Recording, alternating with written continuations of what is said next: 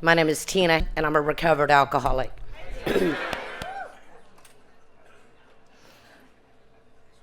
Now I have to live up to what Dale presented, right? So, I've been sober since August the 22nd of 2000, and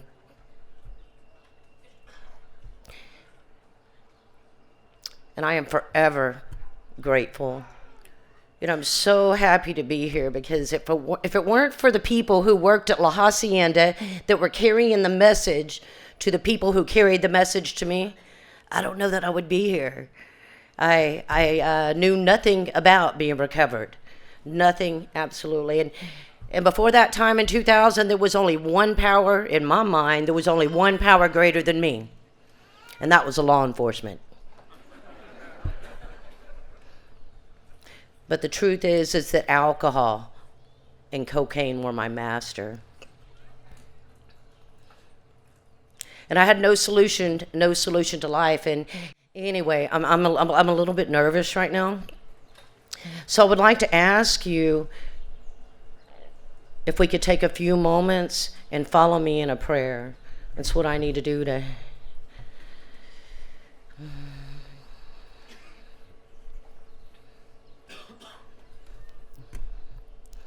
God, please help me set aside everything I think I know about myself, about the disease, about the program, and about you, God, so that I may have an open mind and a new experience with all these things. Please help me see the truth. Amen.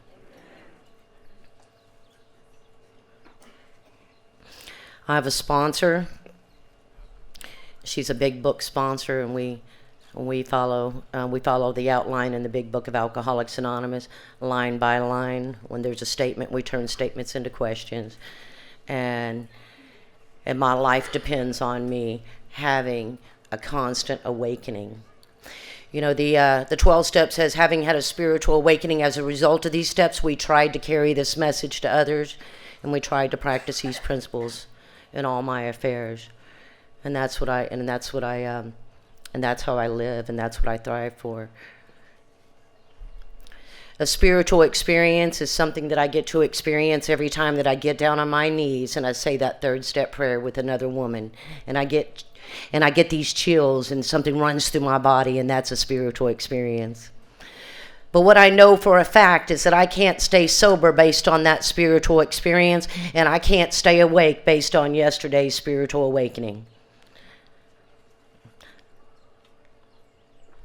I suffer from this thing that's with me, whether the drink is there or not, whether the cocaine is there or not, and I had no life. There's so many people I hear, they say that the program has given them their life back. I'm going to tell you, the 12 steps of Alcoholics Anonymous and Cocaine Anonymous have given me a life. What was I like? What was I like? We're supposed to share what I was like, not what it was like. We may hear a little bit about what it was like, but what I was like was I woke up on the wrong side of the bed every morning. As a child, growing up, and then even years into the program, I was just internally unhappy. Now, that may have had a lot to do with my environment. I was introduced to marijuana at 2.5 years old.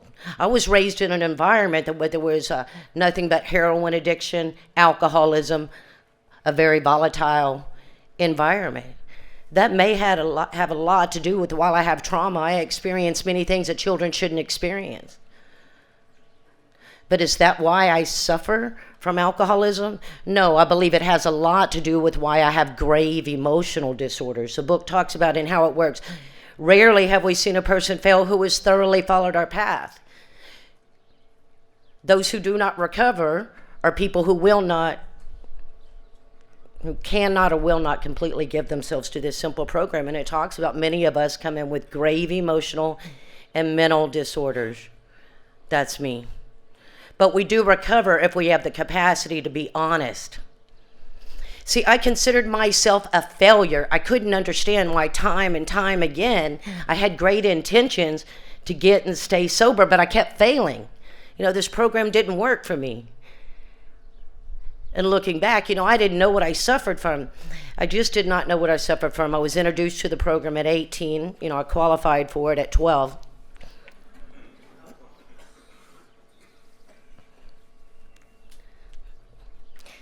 And you take the drink out of me, and I go to meetings, and I'm hearing people talk about their problems, and I'm just not okay. I mean, if I'm just supposed to talk about my problems, I'm restless, I'm irritable, I'm discontented, and it was not helping me. And I would hear people say, just don't drink, and it's going to be okay. Just don't drink today. And it's like, well, how do you not do that? Just go to meetings? I mean, I could not imagine how I'm not going to drink and I'm going to go to meetings and I'm going to be able to make it in this world. Because, see, you take the drink away from me and I am not okay and I don't know what's wrong with me. I had great intentions. I remember growing up. I remember being in school. My intentions, I tried so hard to learn in school. Tried really hard, and I even had courage. I had the courage to raise my hand and say, I need some help. I don't understand. And I remember being in about the 7th grade and raising my hand and asking for some help. And I remember that teacher looking at me and saying, well, why don't you? Why don't you understand? And the level of shame and embarrassment came over me. And that was the last time that I raised my hand. So I'm here to say, I dropped out of school with a 7th grade education, and I was a straight F student. No, that's a lie. The truth is I made an A in art. But I was a failure. So growing up, I'm up against these voices in my head where I'm no good. These voices, I have to wake up every day and face life again. And all I have is what's in my head. And the only thing to numb that out was was smoking that dope. And it was readily available to me. It was in the environment. At this time, I'm living in Ocean Beach, San Diego. And not only was it in our home, but it was in my neighbor's backyard. They had like 100 marijuana plants. And, that's just what I knew. And you do what you do. While I'm in school and the other kids are out there playing PE and having fun, I've got this feeling of separation. See, I don't feel like them. I was terrified to be inside the home because you never knew. You never knew when that door was going to be busted down with the police coming in. You never knew when the weapons that were inside that house were not for people outside that house. And you just never knew. I never knew. And so what I was like was just afraid. But I was more afraid to be outside of the house, to be around those other kids. They had some sense of normality. And see, I'm up against these voices that tell me I'm not good enough, I'm not worthy, I'm not smart enough, and I'm just lost. And so I keep doing the one thing that I know how to do, and that's keep ingesting. So although I saw all of these things, I was just kind of lost, and I dropped out of school, and at that age, at around 12, where I already got some great ideas, and I have this great idea that I'm going to leave that environment, and I take off and do what I do. At the age of, I want to tell you that my father died of an overdose when I was around the age of 3, and I suffered from this delusion and this lie that if I were loved just right, I'd be okay. They told me I was daddy's little girl and that he loved me. And I had a mother that was alive, but she didn't know how to show or express love in any form. And see, I perceived that as that I'm not worthy of her love. And so I suffer from this delusion that if I'm loved just right, I'm going to be okay. And I have a grandmother in another state that loves me so much. She's a great Catholic. I'm going to tell you, Catholics will love you to death.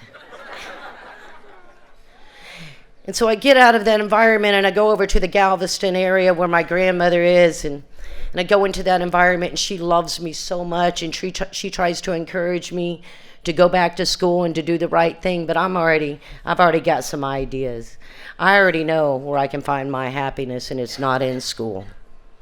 In my mind at that age is wherever the party is, wherever the drink is, because see, eventually I found that drink.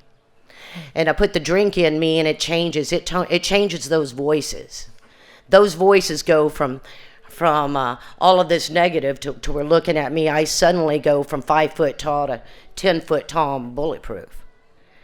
I remember going to the skating rink and this girl, she used to pick on me. She reminded me of a pit bull or bulldog or something. She was stocky and she would just push me around and I was intimidated. I was scared, and I can't even really remember how I would handle that situation. But this particular night, I do remember handling it much differently. I drank before I went to the skating rink.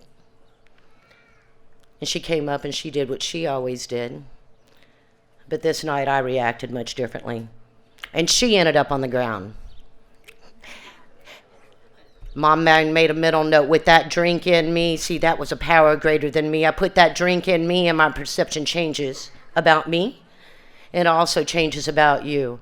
And see, little did I know I had been looking for this power, this thing that I choose to call God all along, and I found it in that drink. The problem is there's three stages to alcoholism. That's the fun stage, and then the fun and problem stage, and then just the problem stage. And many people experience years of just the fun stage.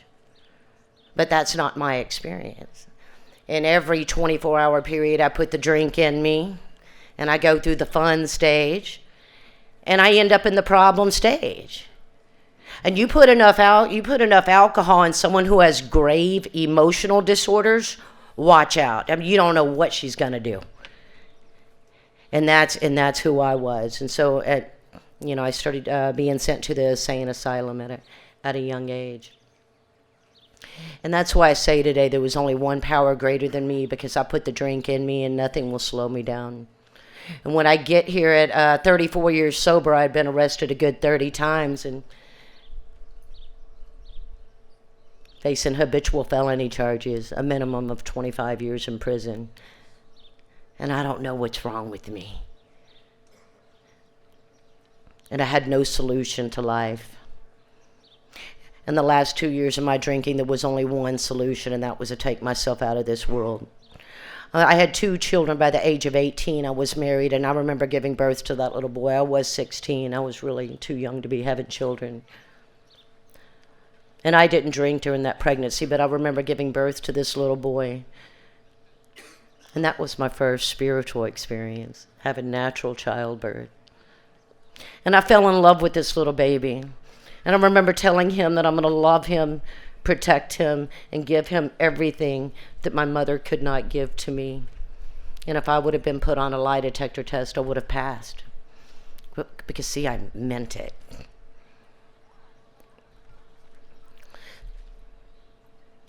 And my daughter comes along at 17, and she was absolutely beautiful. And I fell in love with her. And I told her the same thing.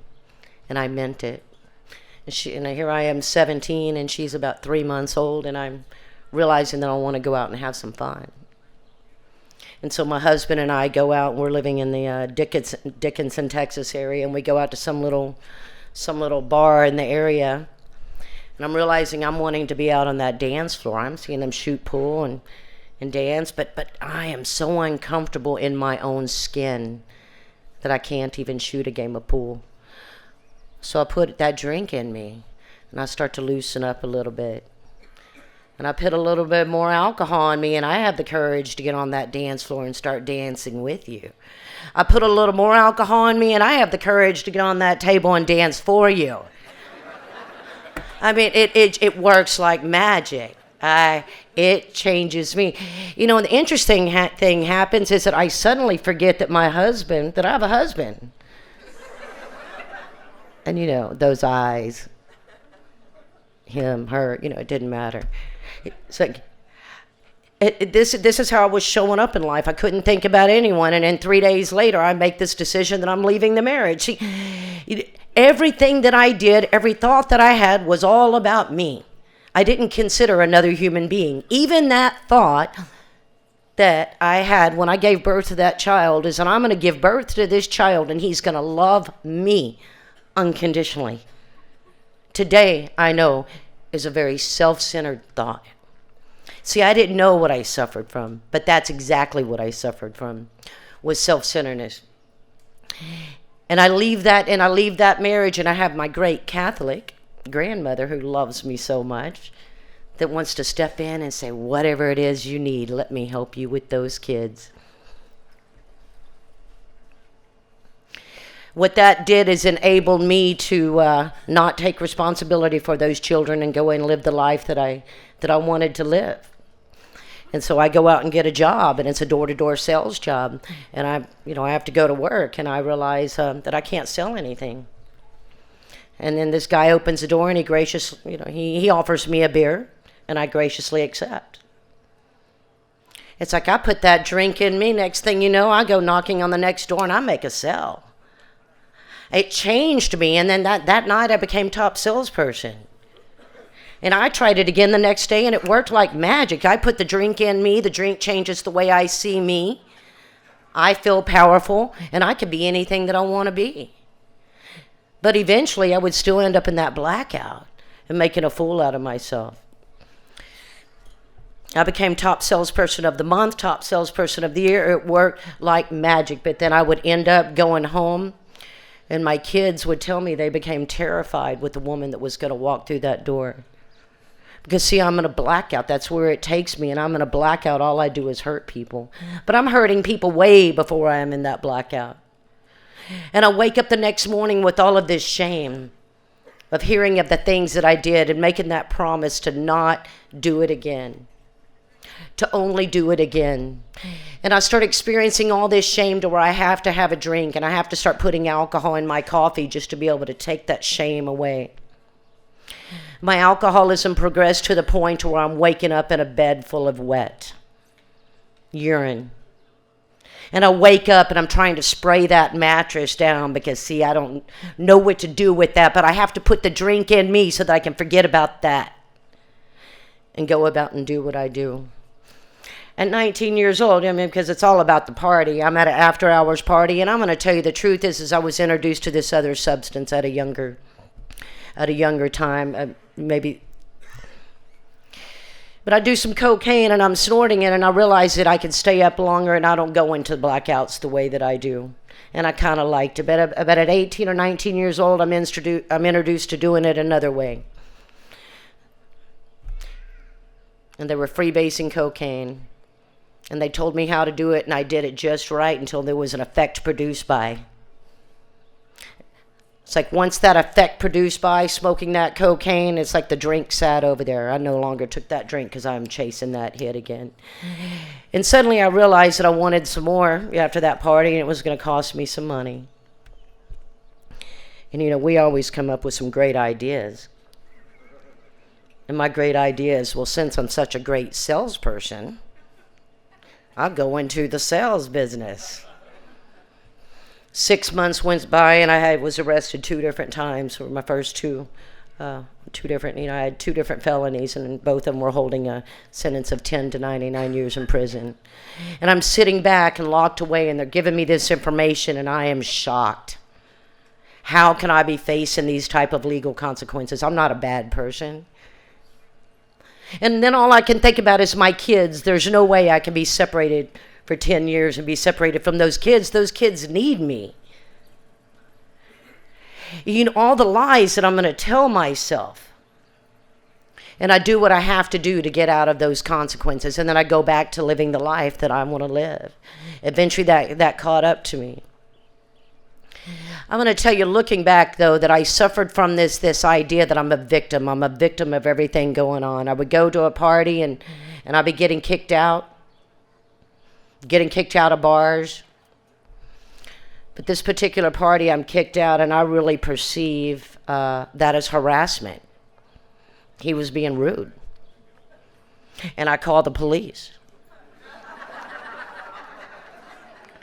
And I get arrested. And that's for real. I mean, that is for real. I am being kicked out of places at the age of 15, 16, all around my drinking, and I cannot see the truth to why and what's going on with me. The problem is them. The problem is everybody else. I just can't see it. I can't see it. And so I'm getting arrested for PI, disorderly conduct, assault, DWIs. I mean, it just doesn't matter. You know, and every time I'm sitting in jail, I've got all this ick on me. And I can't understand how I keep ending up in this situation. And by the time I got here, I mean, I remember sitting in Harris County Jail at 18 years old with that first DWI and being stripped butt naked. And I felt a level of humiliation that I hadn't felt before because it was a lot of people. See, I don't know about you, but I have to have the drink in me to feel okay naked around anybody. But the level of humiliation that I felt because of that, I tell myself that I'm never, ever going to go through this again. But see, I get out of jail and I forget that pain. I forget that humiliation. And I go back to drinking and driving because, see, that's what I do. You know, I've got this mind that's going to lie to me and tell me it's going to be different, but my experience shows me that it gets worse. It gets worse, and it gets worse. And so the only thing that would slow me down was the law enforcement. I think my first trip to TDC was around the age 21, 22, and it was a short stint. And I have great intentions on getting out and being a great mother. And I get sent to a halfway house. And I have to stay in there, and they let me go home on Christmas Day. And my daughter's about 4 years old. And I go and wake Cassidy up, and my son was staying somewhere else. And I said, honey, wake up. I said, Santa Claus came. And she opened her eyes, and she grabbed a hold of my neck. She said, you are my Christmas present. And I told that little girl that I was never going to leave her again. And I meant it. You see, I still didn't know what I really suffered from. And what was really going on was a new relationship. See, I had this new relationship going on that really took priority over that. And I had a grandmother that loved me so much. And every time I would get out, she believed in me. This time it's going to be different. You know, she really did. And she would be so excited that now I'm going to be able to live up to the granddaughter that she knows is in there. But eventually in my selfish ways, she would see it, and I could see the disappointment on her face. She never said anything to me. She was a great Catholic. But you could see it all over her face. And I'd go out to doing what I do, and eventually the mind goes back to sleep, and I pick up that first drink, and the drink takes me, and I'm off to the races.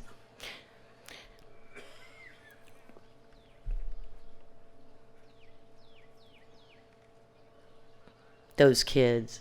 See, all I wanted was to be loved, and all I really wanted was to give love, but I know nothing about love. The truth is I was a shell of a woman. I had nothing to offer my kids, my grandmother. I had nothing to offer another human being except for my defects of character. I had no depth. I had no realness. And when I'm talking about Willard at 53 years sober and he shows real love and real tolerance, that's what I'm attracted to. It's like real love. How can I be that? Because, see, I'm lost. And I was introduced to this, to the program, and I thought I was just too broken. Why is it that other people can get it and I can't? What's wrong with me? I thought I came from such too volatile of an environment and too much brokenness that there was no hope for someone like me. I wasn't hearing people talk about this stuff that I was suffering from. Just go to meetings.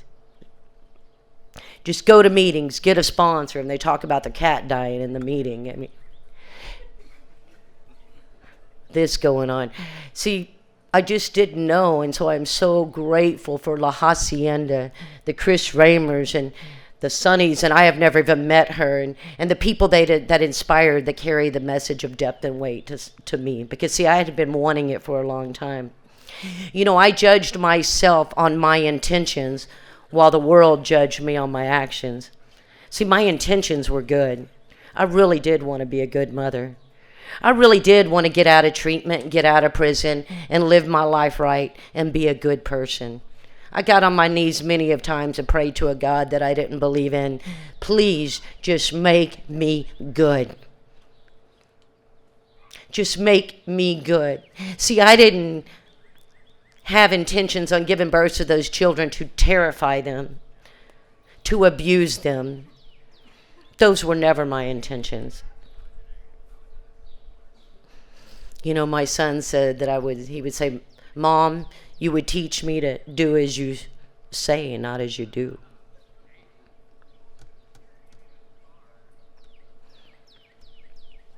I remember going through Safe P, it's got treatment in prison. I was locked up for about 1.5 years, and at this time, you know, I'm going to do the geographical change. You know, I'm not going to go back to the Houston area. I'm going to go to Austin. This time, I'm done for good and for all. I have no reservations whatsoever. I'm going to go. I'm going to get involved in the program. I'm going to get a sponsor, and I'm going to do this deal.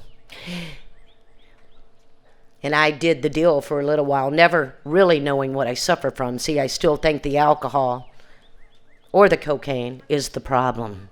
I know nothing about the disease of alcoholism. And in my mind, something would happen. Every time I get separated and go to meetings, I'm like, look at me, I'm doing good. I'm choosing to stay sober today. Oh, I'm not going to go over to this area because they're selling crack cocaine. No, I can't go into that. You know, I can't drive down that street because there's a liquor store I used to buy liquor from. See, that's how I operated. Look at me, though. Look how good I'm doing it. And I went to pick up a 3-year chip, and the truth is 6 months prior, I had to go in and have a surgery. I had my thyroid removed, and I had been given pain meds. I knew I was going to have to take them. It was a severe surgery. In my mind, I said, I'm not going to allow myself to become addicted, and I'm not going to abuse those pills. I mean, hey, I was never a pill addict. I mean, I've taken some Valium to enhance my high, but I was not a pill addict. So I'm under the delusion that I have control over this thing. And the truth is that pain medication I never did abuse. But what it did is it treated my internal condition. I put that pill in me, and it gave me the same effect that the drink did. It gave me a sense of ease and comfort. It was like the mind went, I'm going to be able to control this and enjoy it, and I'm going to be okay. 3 months after being on those pain meds, only taking one a day, I'm controlling it, only doing it at 5 o'clock. My doctor didn't want to prescribe them anymore, and I'm going out to different hospitals to get the exact pill that I want, and I'm under the delusion that I am sober and that I am good. Eventually, some cocaine was put in front of me, and I had no mental defense, and I took a hit of that, and I was off to the races, and the next 2 to 3 years was really, really bad. After having a little bit of the program in you and going back to that degree, I mean, within weeks, you know, my furniture is sold. I have gotten rid of anything because, see, my habit is bad. My habit gets up to a ½ ounce a day. There is no stopping me, and there is no enjoying it. I'm living the life that I have to live, and I'm going to do what I have to do to take care of that. And there is no stopping. And during that time, my grandmother can't take care of my kids anymore. My son gets in a little bit of trouble, and he's sent off to foster care. And he runs away from that foster care because he didn't want to quit smoking the pot and huffing the Freon that, you know, he wasn't allowed to do. See, he was already at that age living in self-will run riot, and he goes down to the drag in Austin. And everything inside me has to find my son, even though I don't want him to see the condition that his mother is in. And I said, come on, Dylan, let me take you back to Nanny's. Let me take you back. You know, you're just in a little bit of trouble I don't want you to live the life that I'm having to live. And see, he was already having the fun he was having. And he said, all right, Mom, but not tonight. You know, he was in complete freedom. I don't know how, because my life for many of years, when I said I was going to be there at a certain time, I don't make it. I don't show up to funerals. I don't show up to birthdays. I don't make it to Christmas. You know, that's how it had been for years.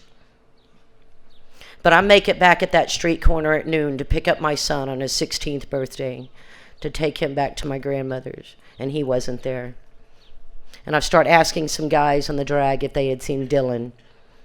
They're like, oh yeah, he and a group of guys hopped a train. They took off. They're going to Vegas. And see, all I could think about is me. all of this pain about what I'm losing. You know, my 16-year-old son is on a train going to Vegas. And I'm driving around with all this pain and ick inside of me. And there's not enough alcohol and not enough crack cocaine that will take that pain away. It just is not working anymore. And I'm driving around trying to find him, and I get a phone call that he did make it on that train, and he made it to Taylor, Texas, and he had fallen off and fallen under that train.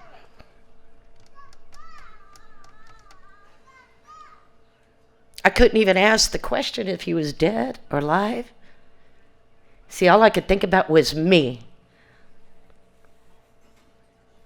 And they said, Tina, he's still alive. He was life-flighted to Breckenridge. But he's mangled up pretty bad. You know, he had a concussion. Anyway, his arm was amputated. He's mangled up pretty bad. And all I could think about was me. How am I going to handle this? And I do what I'm supposed to do, and I show up to the hospital because that's what I'm supposed to do. And I'm looking at my baby that I remember. All I could think about is that little baby that was born that I promised to love, protect, and to give everything that my mother couldn't give to me. And I had no real love to give him. All I had was self-pity. And I can't feel those emotions, so I'm going into the bathroom and I'm doing what I have to do to try to numb those emotions. And I run out. And I have to go get some more. And I plan on being back in 45 minutes. But 3 days pass.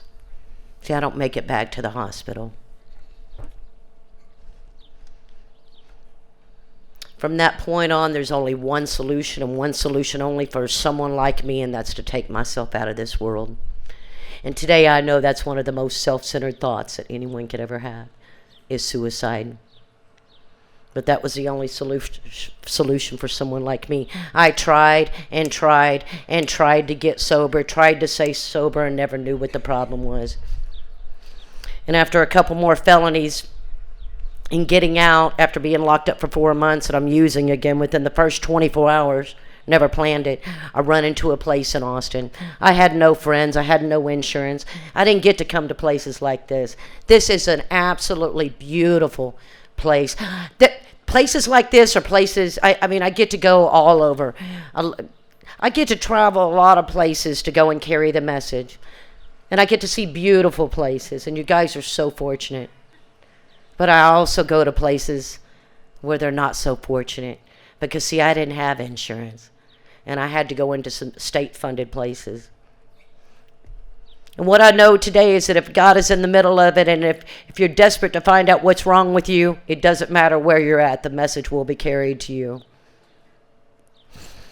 And these people had done their first H&I meeting, and they came in, and these women had just formed a group, and they called themselves the Stepsisters.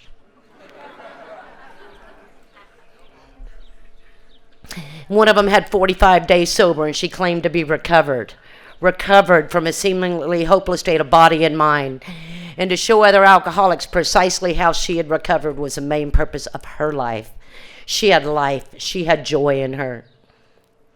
And they were telling me about going to a place like this and how they were inspired to go create the fellowship that they craved, and how important it was to get on the firing line and carry the message to others. They reached me. I was searching, trying to find out what was wrong with me. Why did I keep failing? And the truth is I never had. In the doctor's opinion, it says this vicious cycle is repeated over and over. Unless a person can experience an entire psychic change, there is very little hope for their recovery. Well, I never had a psychic change. You know, in my mind, it's like, okay, the alcohol's a problem. No, that is the solution. See, the problem had been with me since I was very, very young. I'm up against this internal condition to where I am not okay. I woke up on the wrong side of the bed every morning, drink or no drink. And they read How It Works. And see, I became really clear while I was sitting in that place that having How It Works memorized would not keep me sober.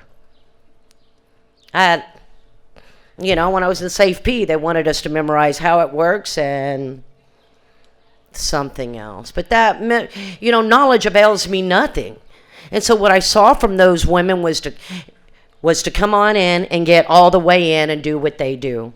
And I got out of there and I joined them. And I got introduced to a lot of men who were doing the same thing. And I got on my knees, and I'm going to say, I became really clear that I was the problem, that the drink was my medicine. And that left untreated, I would drink again. See, all those other times, I thought the drink and the cocaine was behind me. But it came really clear that drink is right in front of me. And that I've lost the power to choose. That eventually it's going to choose me. My alcoholism has to be treated one way or the other. I'm going to treat it with the drink, with the hit, or homicide or suicide will become an option. That I've experienced that, or I'm going to treat it with the 12 steps. And that is then, and that stays true for me today. It's got to be treated one way or the other.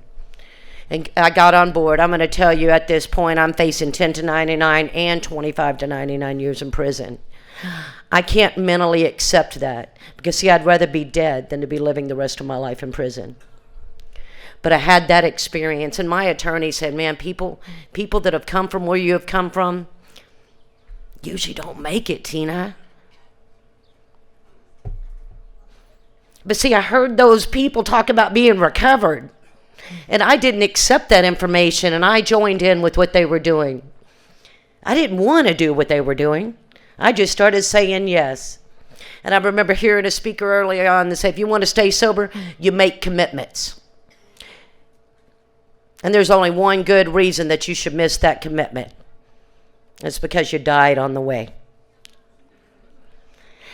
I started listening to all of the people, and that became true for me. That integrity is doing what you say you're going to do. I had to change my position from being a taker to being a contributor. I had to start showing up differently. I got on my knees and I said the third step, to the best of my ability, to a God that I was afraid to believe in. They said, you don't have to believe in anything, that these steps were in past tense, that we come to believe as a result. I just had to become willing to believe there was a power greater than me. Well, I already believed in that. I mean, the law enforcement is a power greater than me. And I got on my knees and I said that third step prayer to the best of my ability, but with 100% intention. And worked the steps, and they were worked pretty lightly. I believe at that time what was transmitted to me through the direct sponsor may not have been a whole lot. But I didn't place my dependence just on that woman. It was all of you. It was all of you. I would remember hearing Chris Raymer early on. Every time I see him, I guess I've been a self-seeker. I'm like, Chris, you have no idea how much you've impacted my life. That man has always fired me up. I know that I've been at a conference in Dallas, and he'll get up there and speak, and some people are disturbed by that message. I'm like, what's wrong with you? I mean, that guy I hear him, and I needed people that spoke like him to get through to people like me. See, that easier, softer approach, that half measures, isn't going to work for me. I needed people, and I am so grateful to be tied into the people who cared more about my life than they did my feelings. They're not afraid to tell me the truth. They're not afraid to say, man, Tina, man, you are self-seeking. You know, this self-seeker, this self-centeredness. I got to share an experience recently. This self-centeredness, in Bill's story, it says, by the way, I want to tell you, I had like a second grade reading level when I got here. I knew how to study nothing. And I was very intimidated because I heard that you're supposed to take your book with you everywhere, and it's meant to be studied. That was a bit intimidating for someone like me. And so I didn't know if I was going to make it because I didn't know how to study the book. So I sat on the front row, and I just held true, listening to people that were studying the book. It's like I needed to hear it. I needed to hear it. Because I wanted to recover, man. It's like my life depended on me getting this deal. Meeting making is not going to work for someone like me.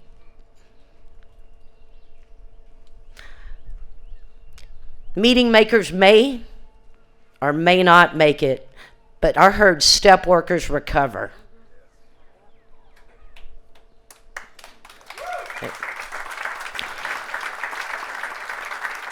What I heard from coming down this lineage from the Mark Houston and Chris Raymer, man, was you get out on that firing line. I heard you keep a newcomer in front of you and you carry meetings to places you don't want to end up, and your butt will stay sober. And I got on board with that. I'm going to tell you, I mean, I carry meetings. Not only do I love going to treatment centers, I get to speak in meetings and some conferences, but man, I love going out to the prisons. I mean, they open the door, they let me in, and I get to do my job, and they open it up and freely let me out.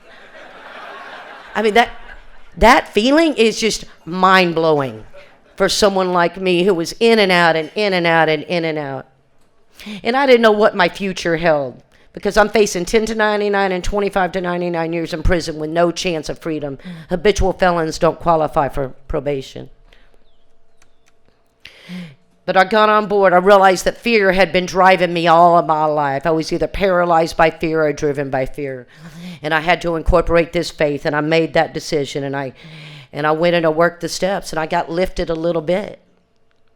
And I started asking God, in our 10th step and our 11th step, it talks about paying attention to this fear, asking God to remove it.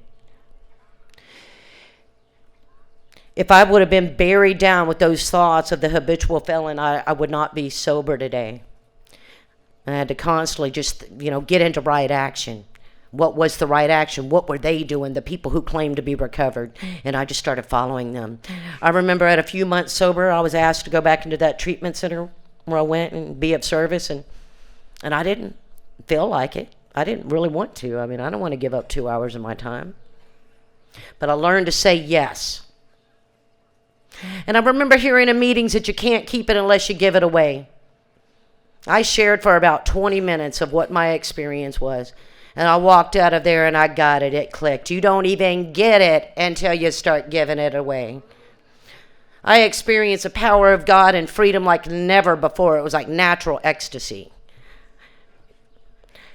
That it didn't matter if I had a car or no car. It didn't matter. What mattered was that I have a purpose. See, my attention shifted from me to living up to something else. And I went out and started making amends. I did inventory to the best of my ability with my mother. I really looked at, tried to go deep to look at where I had shown up as a child. She was addicted to men and heroin. But see, I needed to disregard that stuff. How was I showing up? How was I playing God in her life? Where was this selfishness? And I got to see that I was that kid.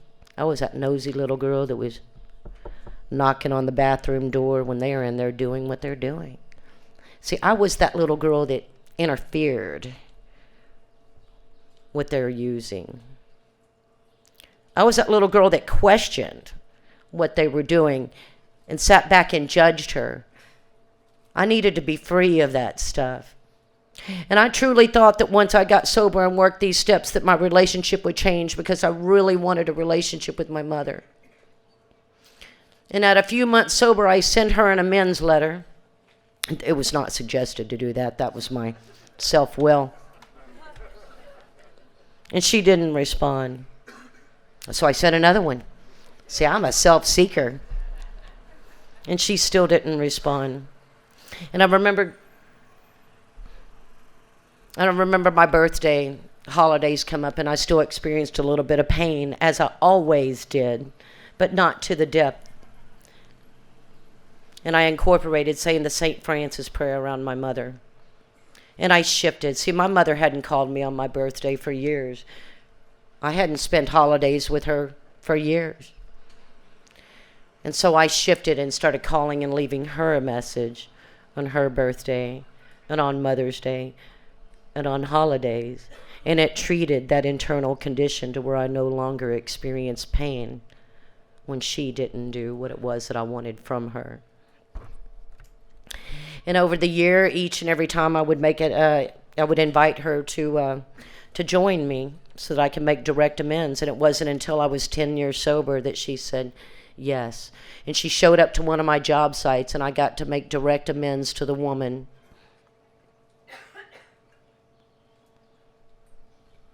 Who wasn't sober. And I saw a tear go down her face. And things still never turned out the way that I hoped they would. And she called me about 6 years ago and says, Tina, they have given me 6 months to live. You know, my hepatitis C, cirrhosis of the liver, has turned into cancer. And I started to get choked up because, see, today I can experience emotions. And she said, are you crying? Because if you are, I'm going to hang up. And I'm having to withdraw those emotions. And she started telling me her bucket list. I said, well, maybe I can take you on that hot air balloon. She said, okay, I would like that. She said, let me go to the hospital. They're going to drain out these fluids, and then we'll make some arrangements, and we can go on that hot air balloon together. Anyway, she went into the hospital that Friday, and I got a call that she wasn't coming out. And I called my sponsor, and I said, man, she's not coming out. I said, I don't know what to do. And she said, Tina, just go up there. Take your big book with you. Read to her. I thought, that sounds weird, but I will do it. I will do it. As I'm driving to Georgetown to that hospital, I took my big book with me, but I was inspired to do something else, something I'd never done.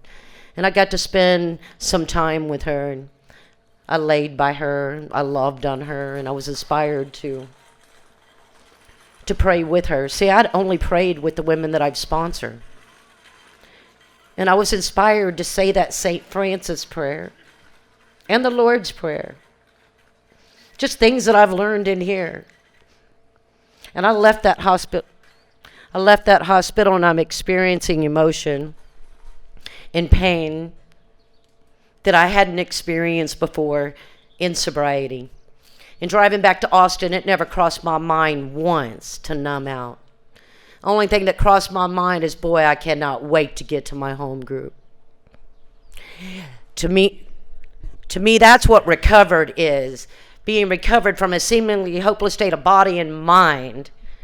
Being recovered and given the power to help others. That everything that I have gone through is so that I can use that to help God's children. See, I have a purpose today. And I'm able to experience emotions like humans experience emotions. And making an amends at 10 years sober has a whole lot more depth than at a few months sober. You know, I can't wake up to the truth. I can't even see the levels and the depths of pain that I inflict on another person. The longer I stay sober, the more I get to see, and that woman becomes objectionable to me. 6 and 7 didn't have much impact when I was newly sober, but today, boy, I spent a whole lot of time on 6 and 7. 6 and 7 doesn't have to be done in one setting. I remember there's this woman inside of me that shows up sometimes,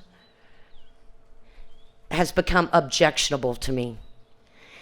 It's when I get really stressed out in this energy. If my energy is wrong, I am wrong for that. And it's this energy that when I am really stressed out and driven on my jobs, that it instills fear in other people. That woman is objectionable to me. And over the last 2 weeks, I get to ask God, will you remove that woman in me? See, it's not. I don't work these steps, and it's an ongoing deal. And that's the beauty of this program, is that I still get to apply it, and I have current experience with this work. That's another thing that I learned from a great man who was a great teacher and has passed away. What's your current experience with this work? And I go out and make amends, and to those children, it didn't matter what I said, and even today it doesn't matter. Do you know that words mean nothing? That the trust had been damaged? That my actions needed to change, and I was 2 years sober before my children trusted and knew that I was going to stay sober. Now when they text or call me and I don't answer, they don't think she's relapsed. You know, that thought doesn't even cross their mind.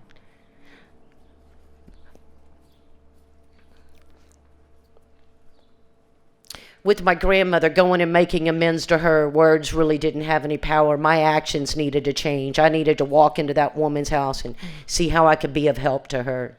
I needed to take her trash out, change her dishes, ask her what it was that she needed me to do. Because, see, I was a taker for so long.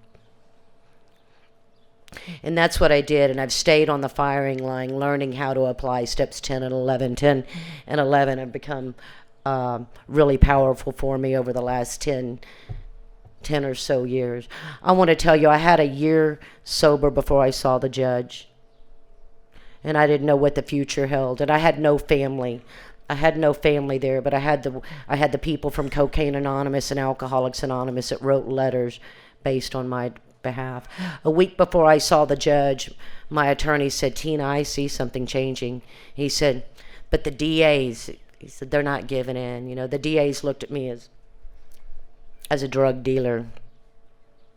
I mean, that's because I was one.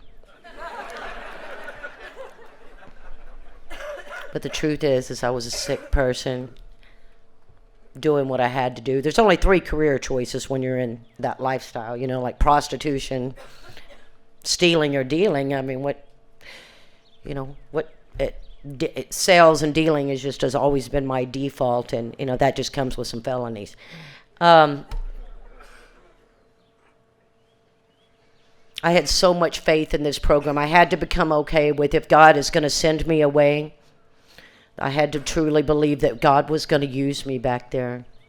But deep down, I had been asking God to remove that fear, and deep down, I believed that if my actions really changed, that the consequences had to change.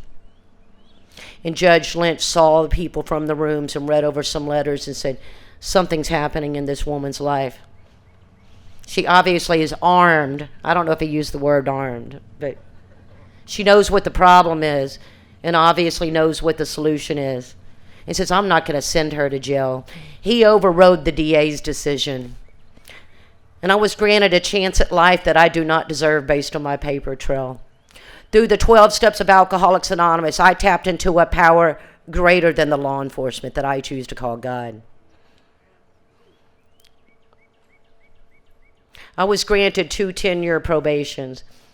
He said, "You know what the solution is. That means I should never see you in my courtroom again. But if you screw up once, it's a minimum of 25 years in prison." I lived the next 10 years just doing what they did, the people who claimed to be recovered. You know, place myself available. I'm going to tell you that I've listened to I can't even tell you, over 100 inventories. And I have a 100% success rate with sponsorship. I'm still sober.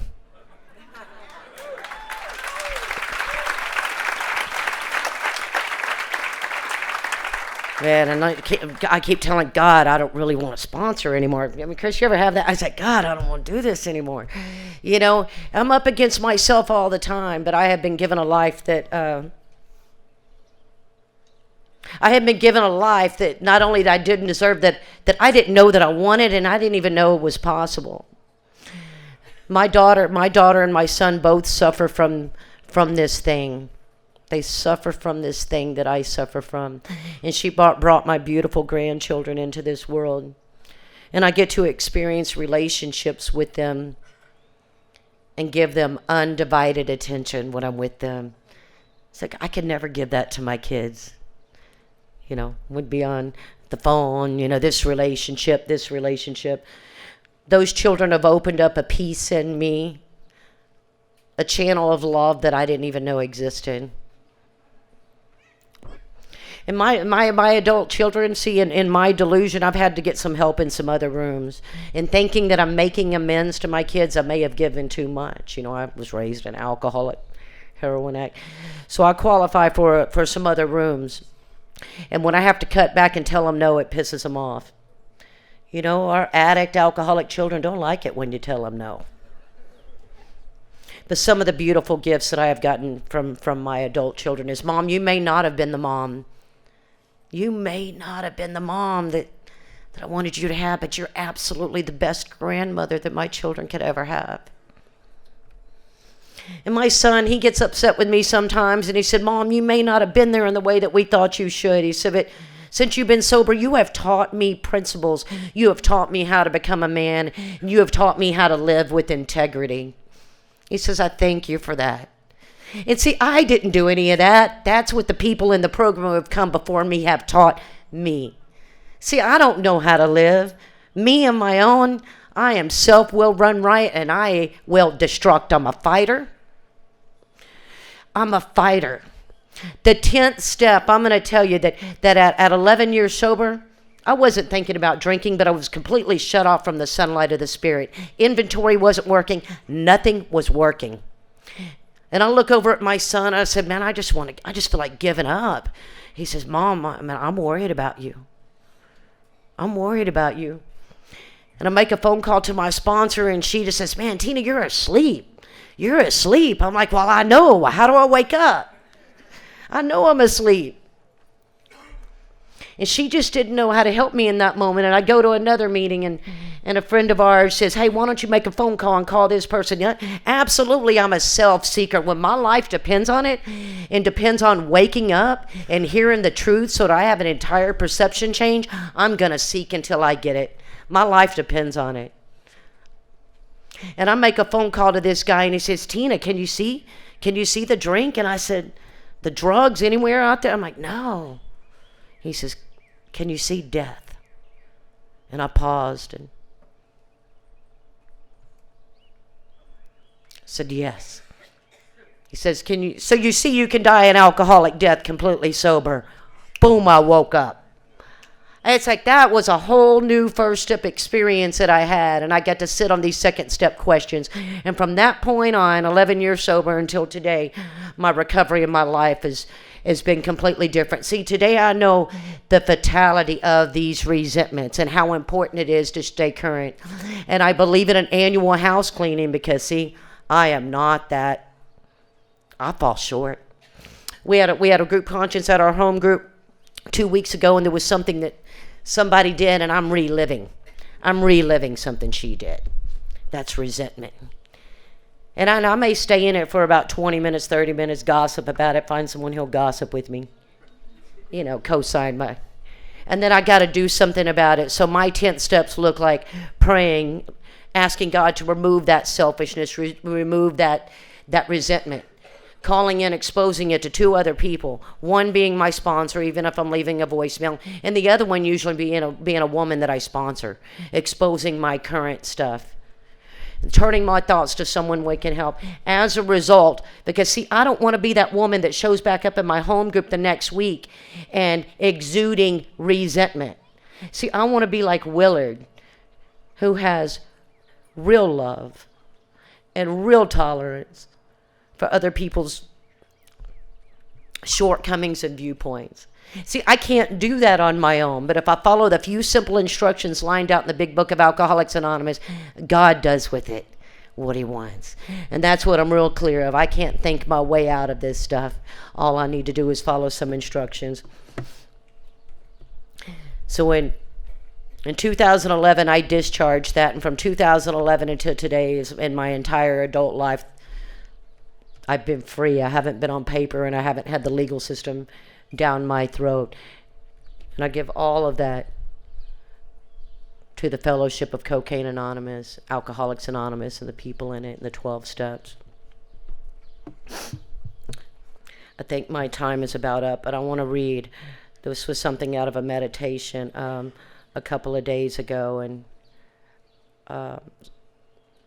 it's a meditation for the day. It says, I must overcome myself before I can truly forgive other people for injuries done to me.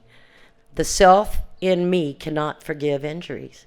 See, I cannot think my way or choose to forgive another person.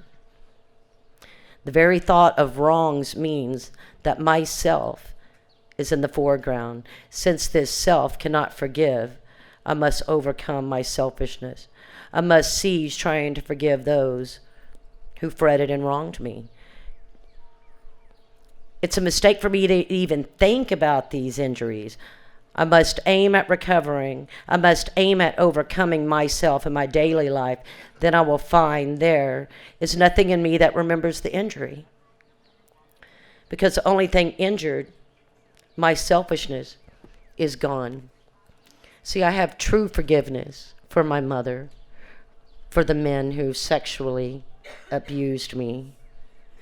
And that was something that I couldn't do on my own.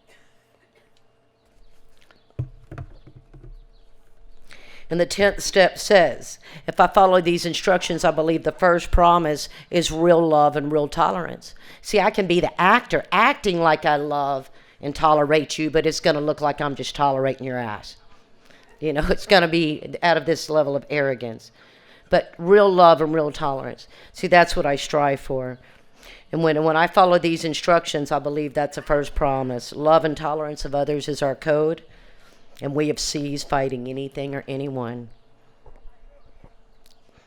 even alcohol. For by this time sanity will have returned. We will seldom be interested in liquor. If tempted, we recoil from it as if it were a hot flame. We react sanely and normally. And we will find that this has happened automatically. We will see that our new attitude toward liquor has been given us without any thought or effort on our part. It just comes. That's the miracle of it. We are not fighting it. Neither are we avoiding temptation. We feel as though we'd been placed in a position of neutrality, safe and protected. We have not even sworn off. Instead, the problem has been removed. It does not exist for us. We are neither cocky nor are we afraid. This is our experience. This is how we react as so long as we keep in fit spiritual condition. See, years I was in and out, and I didn't even know that that was possible. Recovered. I'm going to close with this. It's in a vision for you. It says, it may seem incredible that these men are to become happy, respected, and useful once more. How can they rise out of such misery, bad repute, and hopelessness? The practical answer is that since these things have happened among us, they can happen with you, should you wish them above all else, and be willing to make use of our experience. We are sure they will come. The age of miracles is still with us. Our own recovery proves that. I am very clear that I am not the miracle. The 12 steps of Alcoholics Anonymous is. I want to thank you for having me, for your attentiveness, and I hope you have a wonderful day. Thank you.